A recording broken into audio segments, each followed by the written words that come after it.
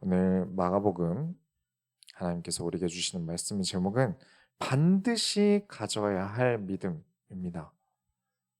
우리의 인생에 꼭 필요한 믿음이 있습니다. 이 믿음을 통하여 진짜 은혜가 반쪽짜리 은혜, 한쪽짜리 은혜, 선택적 은혜가 아니라 하나님이 주시는 전부가 되는 은혜가 모든 소원교회 성도님들 모두에게 있길 축원합니다. 서론으로 들어갑니다. 닭이 3번 울기 전에. 이 14장 마지막쯤 보시면 베드로가 대제사장의 여종에게 발각이 돼요. 네가 예수와 함께 다니던 제자 맞지? 베드로가 자기는 무조건 예수님을 지키겠다고 하지 않았습니까? 하지만 죽음과 직면하게 되니까 예수님을 부인합니다. 아, 난 저 사람 모른다. 그런데 자꾸 주변에서 압박을 주니까 베드로가 아예 예수님을 저주까지 하면서 부인합니다. 왜 그랬을까요? 살기 위해서죠. 우리는 어디까지가 예수님의 일이 나의 일입니까? 잘 되는 일은 은혜고, 이 죽음과 만나는 일은 은혜가 아닐까요? 아니죠.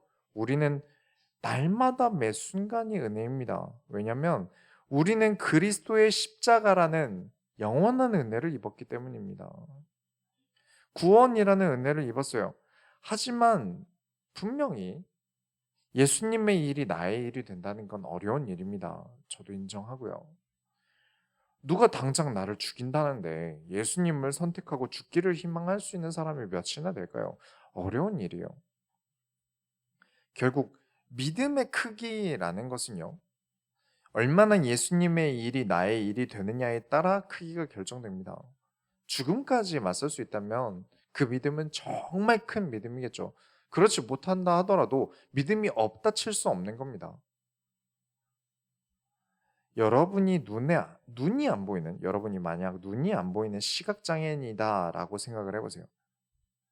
밖에서 완전 처음 본 남이 이렇게 팔을 잡고 인도해 주는 것과 여러분이 정말 믿고 신뢰할 수 있는 가족이 여러분을 팔을 잡고 인도하는 것은 다른 얘기일 거예요.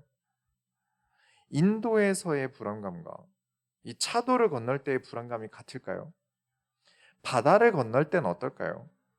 얼마나 믿을 수 있는 사람과 같이 걷느냐에 따라서 갈 수 있느냐 못 가느냐가 결정이 될 거예요. 완전히 믿을 수 있는, 정말 믿을 수 있는 내 가족이랑 같이 배를 탄다고 하면 탈 수 있겠지만, 아예 못 믿을 사람이, 아예 오늘 처음 본 사람이 막 배에 타라고 한다면 시각장애인이 된 여러분은 그 배에 타실 수 있겠습니까? 못 타겠죠. 한 치 앞도 우리는 보이지 않지만 예수님과 죽음까지도 함께 하겠다고 따라갈 정도로 예수님이 믿어진다면 그건 정말 큰 믿음일 겁니다. 그런 분들이 순교까지 가능한 거예요. 이 말이 믿음이 깊어지면, 믿음이 커지면 예수님 때문에 죽는구나라고 받아들이시면 곤란합니다. 그런 뜻이 아니에요. 여러분, 믿음은 눈에 보이는 게 아닙니다. 그래서 믿음이 좋다 안 좋다를 사람이 어떻게 그렇게 쉽게 구분지을 수 있겠습니까? 믿음이라는 게 교회에 와서 어떻게 잘하느냐도 믿음에 포함이 될 거예요. 하지만 그보다 더욱 중요한 게 있습니다. 더욱 중요한 건 내 삶에서의 믿음이 어떻느냐가 더욱 중요한 거예요. 믿음은 삶으로 보이는 것입니다. 그렇게 하나씩 조금씩 여러분은 더 믿음에 도전하셔야 됩니다. 예수님을 따라서라면 물 위도 걷겠습니다 할 만큼 여러분의 믿음이 커지게 되시길 바랍니다. 우리는 한 번에 믿음이 커질 수 없어요. 그렇기 때문에 조금씩 조금씩 내 믿음이 안 되는 부분을 고쳐 나가셔야 돼요. 그렇기 때문에 여러분은 이번 주에 질문해 보셔야 됩니다. 나에게 닭이 3번 울기 전은 언제입니까? 내가 늘 이 문제에 대해서는 믿음을 잃는 그때가 언제입니까? 어떤 사람은 남녀 관계일 수도 있고, 어떤 사람은 돈 앞에서의 문제일 수도 있고, 어떤 사람은 가정에서일 수도 있고 등등, 내가 늘 꼭 이 문제에서만큼은 믿음을 잃는다 할 수 있는 게 분명 우리 주변에 있어요. 그래서 여러분 점검하셔야 됩니다. 나에게 닭이 3번 울기 전은 언제인가? 그래서 그런 의미로 늘 말씀드린 겁니다. 무엇이었죠? 회개하듯 회개하는 겁니다. 내가 계속 넘어지는 문제들을 점검하지 않으면 반드시 내가 부러지는 날이 와요. 잘못된 앉는 습관이 처음에 괜찮겠죠. 하지만 시간이 갈수록 정신 차려 보면 거북목이 되어 있을 거예요. 잘못된 식습관, 뭐 처음엔 괜찮겠죠. 하지만 계속 그렇게 먹다 보면 언젠가 위장에 문제가 올 거예요. 우리의 신앙과 삶 역시도 늘 점검이 필요합니다. 그리고 건강함을 추구해야 돼요. 그렇게 건강한 신앙을 키워가다 보면 여러분은 분명 예수님 때문에 나의 모든 인생도 드릴 수 있을 만큼 큰 믿음의 크기가 되실 수 있을 겁니다. 오늘 예수님께서 이제 사망을 하십니다. 모두가 망했다고 생각할 거예요. 그때 하나님께서는 하나님의 말씀을 이루십니다. 이 교훈이 우리 모든 소원교회 성도들에게 전달되어지길 예수 그리스도의 이름으로 축원합니다. 본론으로 들어갑니다. 죽음 앞에도 설 수 있는 믿음. 예수님께서 보이신 믿음입니다. 마가복음 15장을 보시면 1절부터 2절에 새벽에 대제사장들이 즉시 장로들과 서기관들 곧 온 공회와 더불어 의논하고 예수를 결박하여 끌고 가서 빌라도에게 넘겨주니 빌라도가 묻되 네가 유대인의 왕이냐 예수께서 대답하여 이르시되 네 말이 옳도다 하시매 이 당시 예루살렘을 관리하기 위해 파견한 정치인 총독의 이름이 빌라도입니다. 예수께서 유대인의 왕이라는 질문에는 네 말이 옳도다라고 대답을 하셨어요. 제사장들은 열심히 예수님의 죄 몫에 대해서 이야기를 합니다. 그래서 빌라도가 예수님께 뭐라도 말해봐라. 무슨 말이 있으면 해봐라 했는데 예수님께서 말을 안 하세요. 빌라도가 이렇게 고발당하고 지금 네가 때림을 받는데 무슨 말이라도 해서 풀려날 생각은 안 하고 왜 침묵을 지키느냐 하면서 매우 놀라요. 그 다음에는 바라바라고 하는 사형을 당해서 마땅한 죄수가 나타납니다. 이 사람을 데리고 와서 이 엄청나게 큰 죄를 많이 진 이 사형수랑 내가 봤을 때는 그렇게까지 큰 죄를 짓지 않은 이 예수랑 둘 중에 누굴 사형수로 지목하겠느냐라고 질문했는데 사람들이 다 바라바를 풀어주라고 합니다. 예수님을 죽이라고 해요. 왜 이런 상황에서도 예수님께서는 아무 이야기도 안 하셨을까요? 빌라도에게 내가 얼마나 죄가 없는지 설명하셨다면 법으로 잡을 만한 게 없으니까 충분히 풀려나실 수도 있었을 거예요. 100번 양보해서 예수님이 죄가 있다 하더라도 그렇다 치더라도 죄 때문에 유명해질 정도의 사형수보다는 낫겠죠. 그런데 예수님은 왜 아무 말도 안 하셨을까요? 왜일까요? 빌라도는 왜 놀란 걸까요? 예수님은 죽음과 맞서고 계신 중입니다.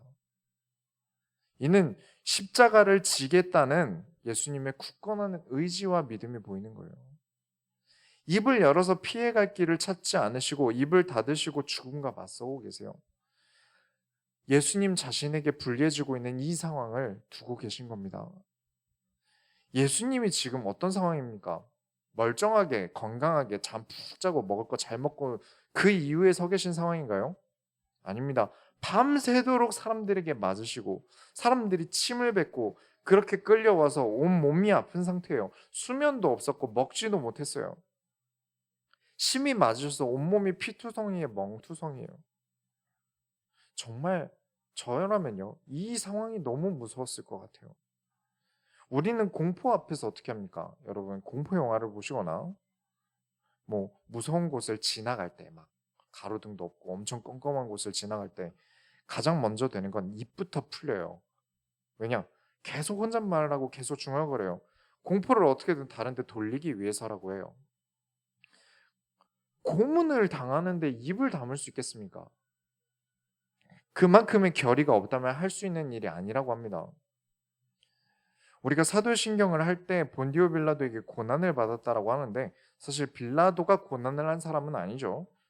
본디오 빌라도가 예루살렘의 총독으로 부임할 때 당시에 고난을 받았다. 시기를 표기하는 방식이에요.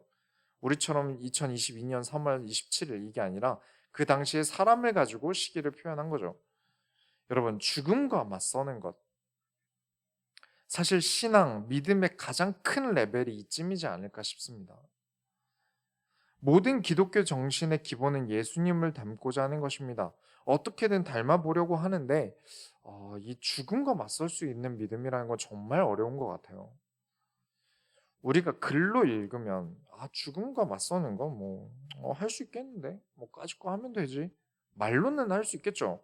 얼마든지 할 수 있는데 우리는요. 당장에 내 나쁜 습관도 고치기가 싫어서 나는 원래 이렇게 살래.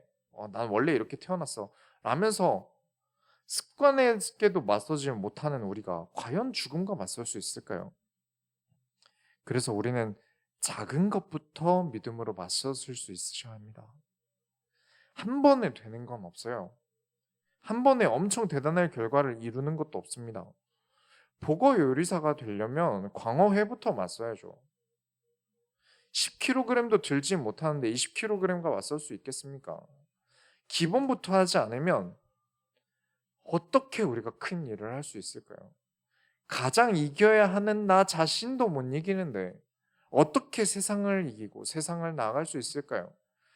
단번에 믿음으로 하나님이 주신 능력으로 한 번에 어마어마하게 큰 것을 이기는 것을 많이들 상상을 하세요. 그렇게 돼야 또 듣는 사람들이 감동이 있어야 하는 것 같고요.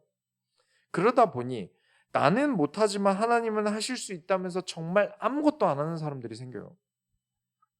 아무것도 못하려는 사람들이 생겨나요. 네, 맞습니다. 내가 할 수 없는 것들을 하나님께서 이루십니다. 100번 맞습니다. 그 이야기는 나는 아무것도 하지 않아도 된다가 아니에요. 운전을 하는데 잘못된 습관이 있다면 어떻게 사고 안 나고 몇 번 지나갈 수 있겠죠. 그건 참 감사한 일입니다. 하지만 결국 언젠가는 사고가 나지 않겠습니까?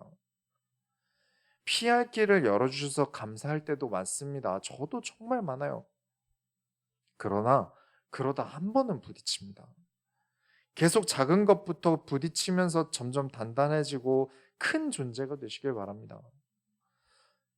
뭐 스트레스 받는 일 우리 주변에 많죠.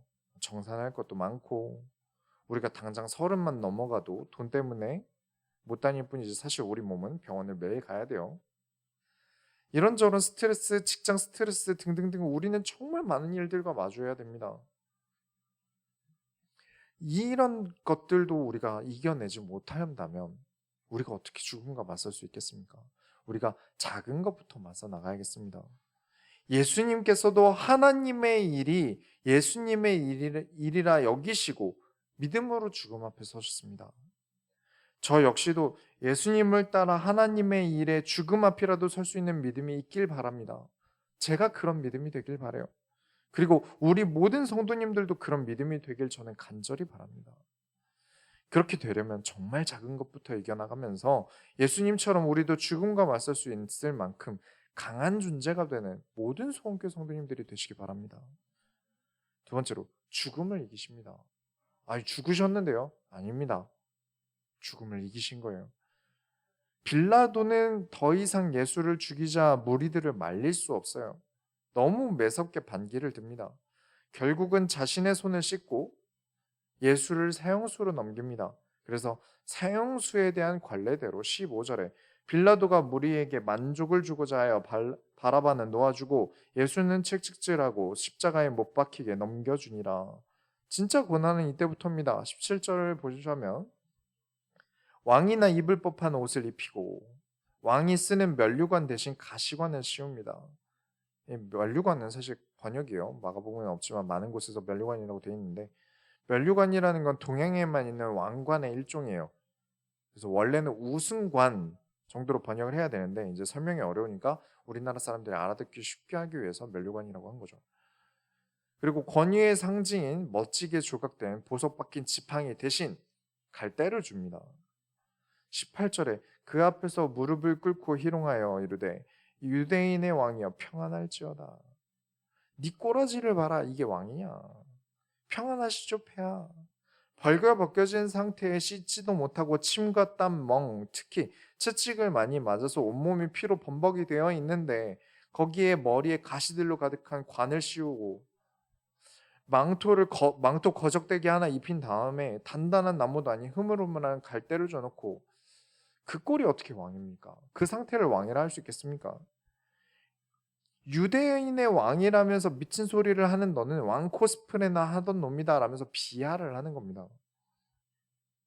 19절에 갈대로 그의 머리를 치며 침을 뱉으며 꿇어 절하더라.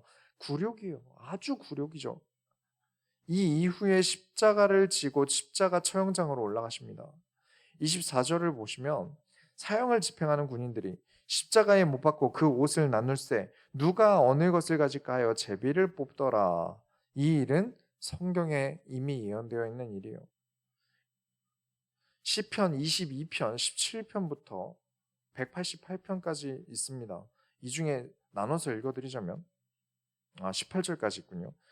내가 내 모든 뼈를 셀 수 있나이다. 그들이 나를 주목하여 보고 내 겉옷을 나누며 속옷을 제비 뽑나이다. 그 비참하고 굴욕적인 상황에서도 그런 순간들에서도 하나님은 계속해서 말씀을 이루고 계십니다.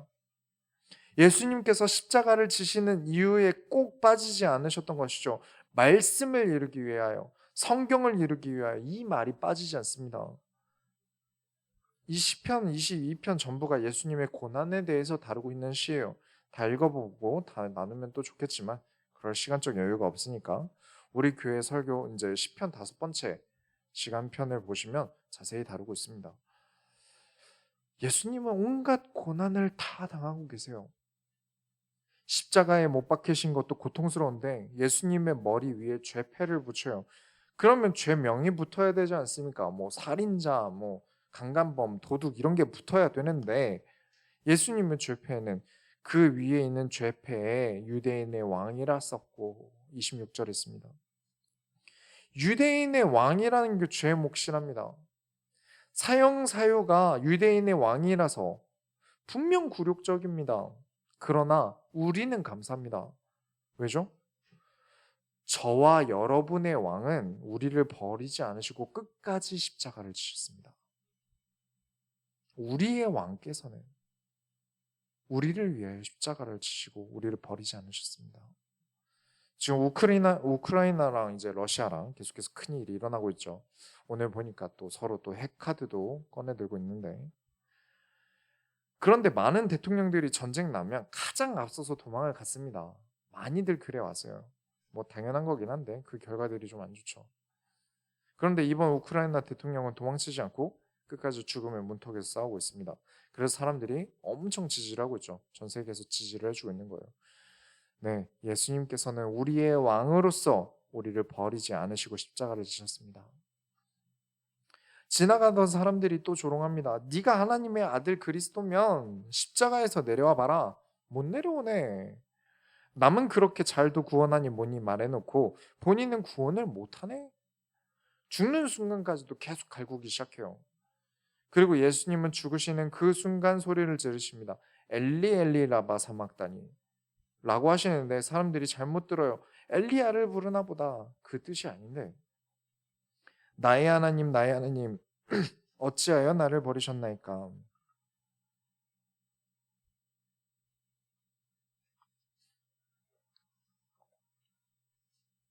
이에 대해서 많은 뜻이 있겠습니다만 가장 상징적인 이야기를 드리자면 예수님은 이때 무엇을 이기셨습니까? 사망을 이기셨습니다. 우리 성경적 세계관에서 죽음은 하나님을 떠남을 의미합니다. 심장이 멈추는 게 아니에요. 죽으시고 사흘 만에 부활하심은 하나님을 떠나는 죽음을 겪으나 사망을 이기시고 부활하셨다. 그렇다면 그렇게 하시면서 저와 여러분이 구원 얻을 길을 열고 계신 거예요. 고통 없이 죽으신 게 아니라 괴로운 능욕과 실제의 죽음과 맞서셨습니다. 무엇을 위해서였습니까? 예수님을 위해서였습니까?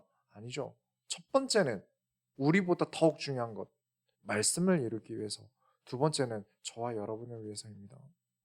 그렇게 십자가에서 죽으셨습니다. 이 죽음을 지셨다고 말할 수 있겠습니까? 패배라고 말할 수 있겠습니까? 아닙니다. 이기셨습니다. 세 번째로, 성경은 왜 그렇게 피를 많이 흘릴까요?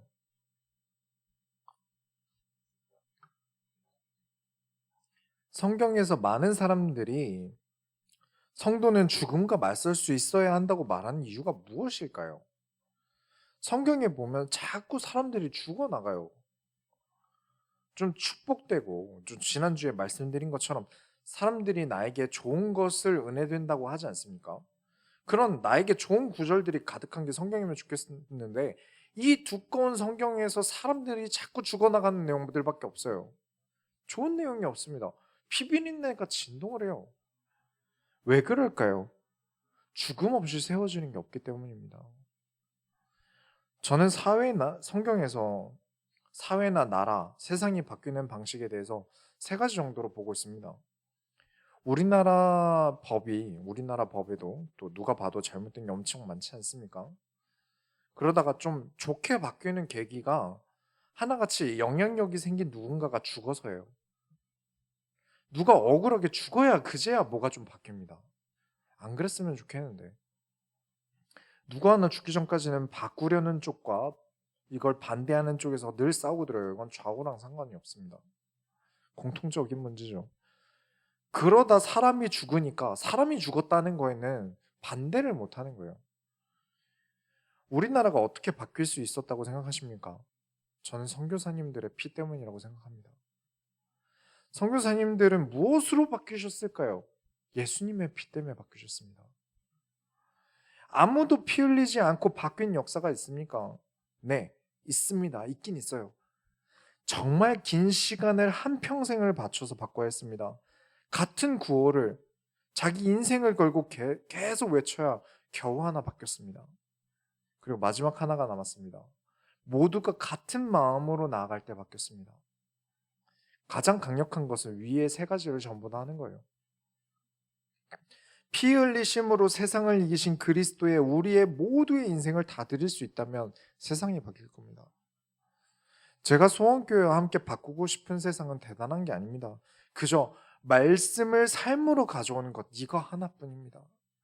정말 말씀을 삶으로 가져왔다면 지금 이렇게 기독교 인구수가 처참하게 줄어들진 않았을 거예요. 제가 유튜브에 올린 영상 중에 왜 그렇게 종교인이, 특히 기독교인이 많이 줄었는가에 대해서 이야기한 영상 중에 누가 댓글을 그렇게 달았어요. 뭐라고 달았냐면 과학을 먼저 배워서 라고 달았어요. 근데 곰곰이 생각해 보니까 너무 맞는 말이에요. 많은 가정에서 성경을 배운 적이 없어요. 많은 자녀들이 부모님이 말씀으로 살아가는 걸 보지 못했어요. 다수의 부모들이 자녀에게 바라는 건 한글 배우고 수학 배우고 영어 배우길 바랬지 하나님을 사랑하는 모습을 배우지 못했어요. 그러다가 학교를 갔죠. 진짜 신앙이 자리 잡기 전에 과학을 배웠어요. 신앙이 깊어진 이후에 보이는 과학은 다릅니다. 말씀을 삶으로만 가져왔더라도, 하나님의 말씀을 삶으로 가져왔더라도 아이들이 과학 이전에 신앙을 배웠다면 얼마나 좋았을까요? 가정에서 교회 목사님 흉보고, 교회에서 정치질하고, 누가 어디 편이더라, 장로님 편이다, 목사님 편이다 싸우는 이야기를 아직 어린 이제 유치원생, 초등학생들 앞에서 아무렇지 않게 얘기하고, 너무 안타깝습니다. 애가 서울대를 가기 전에 천국에 먼저 가야 됩니다. 애가 공부를 배우기 전에 그리스도를 먼저 배워야 돼요. 그리고 모두가 알아야 됩니다. 늦은 건 없습니다. 지금 늦게 알게 되었다? 라고 여겨져도 그게 은혜예요. 뒤늦게 신앙생활 한다는 게 절대 아쉬운 일이 아닙니다. 하나님께서 이 사람을 사용하시기 위해서 일부러 늦게 구원을 주신 거니까요. 꼭 이 사람이 배워야, 꼭 이 사람이 경험해야 했던 것들이 있기 때문에 구원을 늦게 주시는 겁니다. 우리 인간은 다 실패하고 넘어집니다. 그렇게 어른이 되어가는 겁니다. 우리 인생에 안 좋은 일이 없길 바라죠. 네, 저도 그렇습니다. 일부러 실패하고 일부러 어려우는 건 정신병이에요. 그러나 우리의 노력에는 실패도 있는 겁니다. 그러나 믿음의 사람은 가혹하리만큼 어려움도 피 흘림도 두렵지 않았습니다. 왜냐? 37절부터 38절에 예수께서 큰 소리를 지르시고 숨지시니라. 이에 성소 휘장이 위로부터 아래까지 찢어져 둘이 되니라. 다 끝난 것 같은데 끝나지 않습니다. 예수님이 죽으심으로 다 버리고 예수님을 따라다니던 사람들의 인생이 다 망한 것 같은데 휘장이 찢어집니다. 휘장이 찢어졌다는 건 무슨 의미입니까? 하나님께 나아가는 휘장을 제사장뿐 아니라 모든 인원들이 다 그리스도를 통해서 하나님께 나아갈 수 있다는 거예요. 안 끝났습니다. 여러분이 힘드신 일이 있으신가요? 끝나지 않았습니다. 하나님은 끝내시지 않았습니다. 하나님은 일하고 계세요. 끝날 때까지 끝난 거 아닙니다. 어떠한 일에도 멈추지 마셔야 됩니다. 지금 모습에 안주하시면 안 돼요. 하나님 나라를 위해 예수님은 죽음과 맞서시고 구원을 이루시기 위해 사망을 이기시고 부활하셨습니다. 이게 우리 모두의 믿음이 되길 바랍니다. 끝난 거 없습니다. 저와 여러분 곧 소원교회는 하나님의 나라를 위해 나아갈 것이고 이 길의 끝은 없습니다. 이 정도 했으면 됐지. 지금까지 많이 했으니까 됐지. 아이, 지금 이 나이에 뭘 할 수 있겠어. 그런 거 없습니다. 우리는 끝까지 그리스도께서 하신 것처럼 끝까지 하나님 나라를 위해 나아가야겠습니다. 결론을 내립니다. 반드시 우리 모든 소원교회 성도들이 가져야 될 믿음, 하나님은 말씀을 이루고 계신 중이다. 예수님을 따른 사람들이 어떤 사람은 전 재산을 버리고 왔을 거고요. 어떤 사람은 자식도 버리고 왔을 거고요. 이 당시 고향을 떠난다는 게 지금 뭐 수도권으로 취업한다, 이 정도 개념이 아니지 않습니까? 모든 사회가 마을에서 이루어지던 게 지금 유대 당시의 상황이니까요. 예수님을 따라간다는 건 정말 인생을 건 도박을 하는 거예요. 그런데 예수님께서 맞으세요. 죽음을 겪으실 때 사람들이 무슨 생각을 했겠습니까? 실패했다 생각했을 거예요. 아, 망했네. 망했다. 이 생각을 했을 거예요. 그러나 하나님께서는 말씀을 이루고 계십니다. 성경을 이루려 함이라 하셨습니다. 그러니 어떤 일이 있어도, 힘든 일이 있다 하더라도, 좀 시험된 일이 있다 하더라도 그만두지 마세요. 어렵다고 나를 놓지 마세요. 굴욕적인 순간 있겠죠. 힘든 순간 언제나 있습니다. 없을 리가 없어요. 그게 없을 수 있다라고 여긴다면 이단이나 다를 바 없습니다. 하나님은 그런 세상을 창조하시지 않았고 성경엔 그렇게 말씀하시지 않으셨어요. 우리 소원교회 성도라면 나아갑시다. 말씀을 믿고 믿음의 깊이가 깊고 날마다 매 순간마다 하나님과 함께한다? 네, 어렵습니다. 너무 어려운 일이에요. 그러나 아셔야 됩니다. 운동을 해야지 머리로만 생각하고 움직이지 않는 거랑 그래도 신발 신고 나가서 걷기라도 하고 들어오는 거랑은 차원이 다른 겁니다. 막 남들처럼 2시간 동안 헬스를 못하고 온다고 하더라도 아무것도 안 하는 것과 그래도 해보려고 움직이는 건 급이 다른 이야기예요. 왜 안 되지? 왜 난 못하지는 누구에게나 있습니다. 나보다 잘하는 사람은 어디에나 있어요. 그러니 되고 안 되고를 신경 쓰지 마시고 해보려는 그 인생에 어떻게든 시도해보는 그 인생의 가치가 있는 겁니다. 그러다 보면 반드시 반전되고 뒤집힐 겁니다. 하나님은 지금도 이런 어려운 순간들을 통해서 다음 시나리오를 이어가고 계세요. 크신 일을 보도록 만드실 겁니다.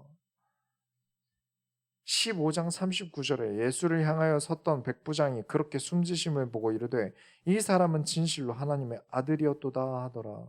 반드시 하나님의 크신 일을 보도록 하나님께서 만드실 겁니다. 우리가 정말 그리스도인이라면 알아야 합니다. 죽음까지도 우리를 끝낼 수 없습니다. 왜죠? 예수님께서 사망을 이기셨습니다.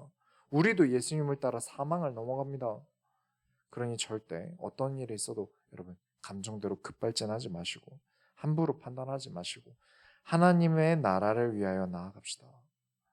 그렇게 하나님께서 하시는 인도만 잘 따라간다면 분명 하나님께서 계획하신 일을 나를 통해 이루실 겁니다. 이것이 모든 하나님 자녀들이 가져야 할 믿음입니다. 어떤 믿음이라고요?